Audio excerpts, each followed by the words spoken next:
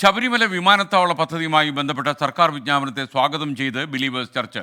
ചെറുവള്ളി എസ്റ്റേറ്റിന്റെ ഉടമസ്ഥാവകാശം സഭയുടേതാണെന്ന് അംഗീകരിച്ചുകൊണ്ടുള്ള നടപടിക്രമങ്ങൾ ഉണ്ടാകണമെന്ന് ബിലീവേഴ്സ് ചർച്ച് വക്താവ് ഫാദർ സിജോ പന്തപ്പള്ളി 24-നോട് പറഞ്ഞു. സഭയുടെ ആദ്യത്തെ നിലപാടിൽ സഭ ഉറച്ചു നിൽക്കുകയാണ്. എയർപോർട്ടിന് സഭ എതിരല്ല. എയർപോർട്ട് എത്രയും വേഗം വരണമെന്ന് തന്നെയാണ് സാധാരണക്കാരെ ജനങ്ങളെ പോലെയും പത്തനംതിട്ടക്കാരെ പോലെയും സമീപത്തുള്ള ജില്ലകളിലെ ആൾക്കാരെ പോലെയും സഭയുടെയും ആഗ്രഹം അത് തന്നെയാണ്.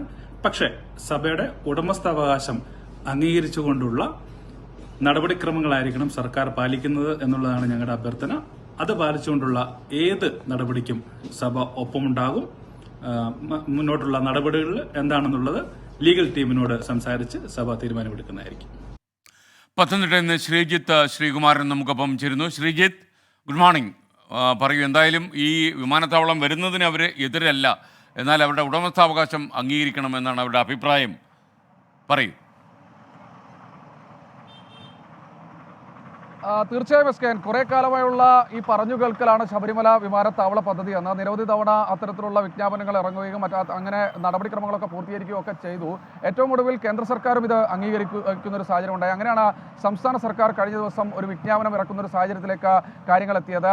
എന്തായാലും ഈ വിജ്ഞാപനത്തെ പൂർണ്ണമായി സ്വാഗതം ചെയ്യുന്നുണ്ട് എന്ന് നമുക്ക് പറയാൻ കഴിയില്ല.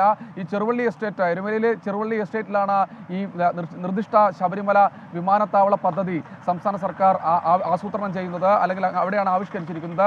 എന്തായാലും ഈ ചെറുവള്ളി എസ്റ്റേറ്റ് ബിലീവേഴ്സ് ഈസ്റ്റേൺ ചർച്ചിന്റെ ഉടമസ്ഥയിലാണുള്ളത്. ഈ ഉടമസ്ഥാവകാശം അംഗീകരിച്ചുകൊണ്ടുള്ള നടപടിക്രമങ്ങളാണ് നടത്തേണ്ടത് എന്നാണ് പറയുന്നത്. ബാക്കി നിയമ നടപടികൾ എന്തെങ്കിലും വേണമോ എന്നത് നിയമ വിദഗ്ധരുമായി ആലോചിച്ച് ചെയ്യുമെന്നാണ് ഈസ്റ്റേൺ ചർച്ചിന്റെ ബിലീവേഴ്സ് ഈസ്റ്റേൺ ചർച്ചിന്റെ PRO കൂടിയായ ഫാദർ സിജോ പന്തപ്പള്ളി അറിയിച്ചിട്ടുള്ളത്. എന്തായാലും അദ്ദേഹം നേപ്പാളിലാണ്. അടുത്ത ദിവസം തന്നെ അദ്ദേഹം ഇങ്ങോട്ട് എത്തിച്ചേരും.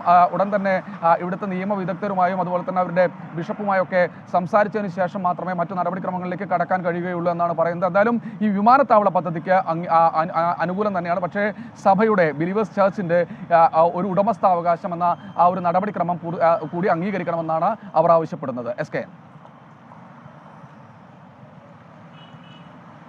ശ്രീകുമാരനാണ് നമുക്കൊപ്പം ചേർന്നത്.